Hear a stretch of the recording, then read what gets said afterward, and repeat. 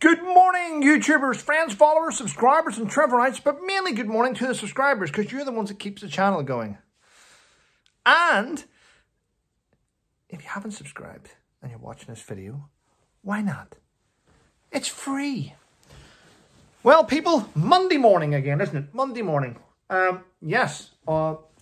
Thank you to everyone that tuned in last night to watch me and my father on my Father's Day special. Yes, it was interesting. He went off on a tangent, but he knows more knowledge than me. He's got more stories than me. It's always good. And may this be a reminder to all you out there that are children that still are lucky enough to have parents. Don't disrespect them. Right. So, Monday, as I said.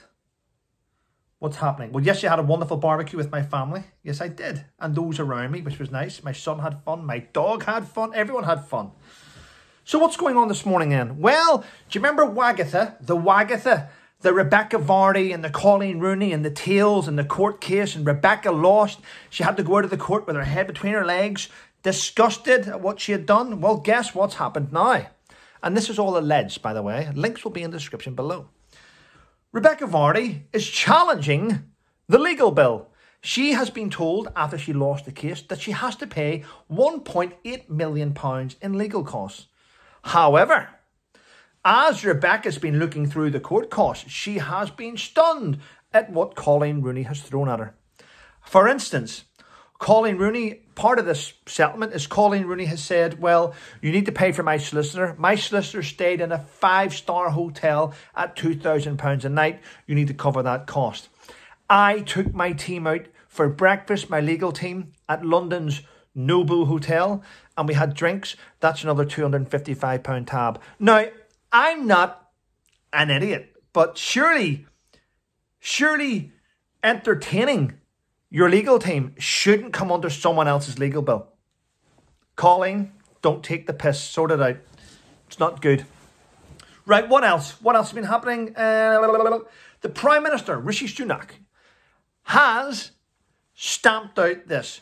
Schools all across the United Kingdom will no longer be able to let children change genders. They will no longer be able to promote that ideology in classrooms. And if they do, it will be law-breaking and teachers will be prosecuted.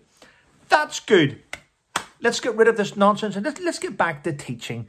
Teaching English and history and geography and English and a language maybe, and teach them sport nutrition. Also, I would suggest you bring in a new lesson about how to look after your finances for children. Yes, that would be good. Careers, yes.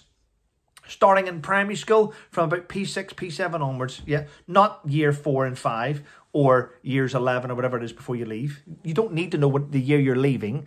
You're trying to study for your exams and trying to get good results. The last thing you need to know is someone throw careers at you. That should be a gradual build in my eyes.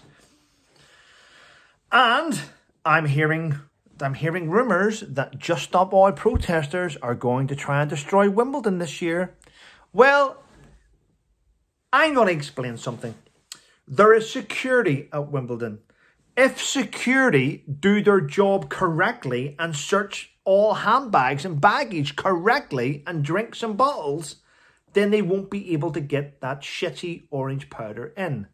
If they do get that in and they do manage to cause chaos, then if I was Wimbledon president, I would sue your security company for failure to carry out proper searches. Because you know what? If you can't find orange powder, then you can't find powdered glass. You can't find other stuff. Do it properly. Do your searches. We'll have no issues.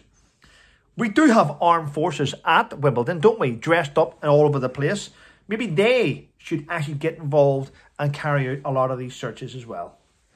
There we go. What else is happening? King Charles has offered an olive branch at Father's Day. Yes, during Father's Day, he put out a photograph of himself and his 2 sons. Yes, Horrid and William. Yes, that's like a little bit of an olive branch. Let's see what happens. I don't think you can offer an olive. You cannot offer your hand to someone that just takes. Because he'll just take the watch off your wrist, won't he? That's all he'll do. Right. Now, here's an important one I want to point out, because I mentioned a couple of days ago.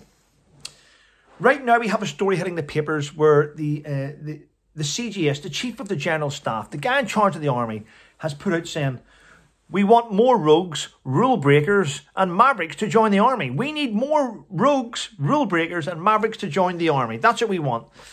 I think he's been watching SAS Rogue Heroes and come up with these ideas. But how can you have rogues and mavericks and rule breakers to join the British Army when on the same time you have females calling for the cancel of the word guardsman? Yes, it's true. Female soldiers have put out and said, are we ever going to get the name guardsman changed? Because, I don't feel inclusive with this name. Well, here, listen, females in the British Army. Do not join a unit. If you're offended by the words in that unit, don't join up. You're not what they need. You are more of a hindrance than a help. And the guardsmen do not need you.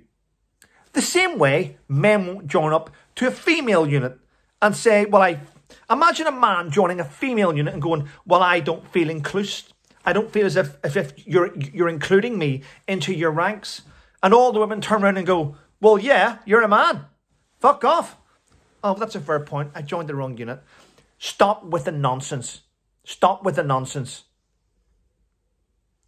And I don't understand why a female would want to change the word guardsman anyway. Females have never stood in a red tunic outside the palaces or guarded anywhere. I want to point that out. I've served with the guards in Afghanistan and Iraq, and when I looked left and right on the button line before we went forward to kill the enemy, not a female in sight. Not a single female in sight. Yes, but Trevor, women are in the front line. Yes, they are. They're medics. They are artillery. They are dog handlers. They are UAV. They're forward air controllers. Yep. But you know what?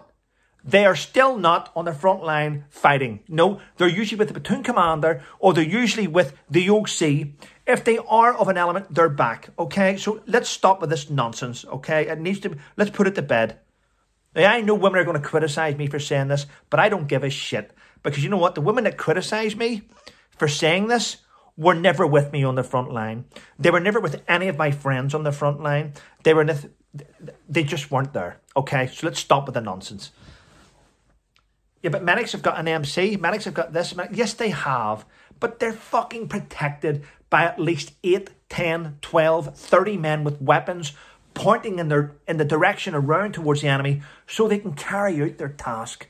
You do get brave women like Michelle Norris who won an MC. You get them. Yeah, they're exceptional. They really are. And I'm not putting them down. They're really brave. But they're not everywhere, okay? In a platoon of 30 men, I could name 14 that have done exceptional things. Okay, exceptional things. But there we go. I'm talking about the men I've worked with. I'm just sick of this nonsense where people want to close things down. Get a life. Wow. Right. I actually did a video this morning, which is currently uploading, and it is about Spotify's executives. Hopefully you'll watch that and you will enjoy it. Other than that, I'm now going to go.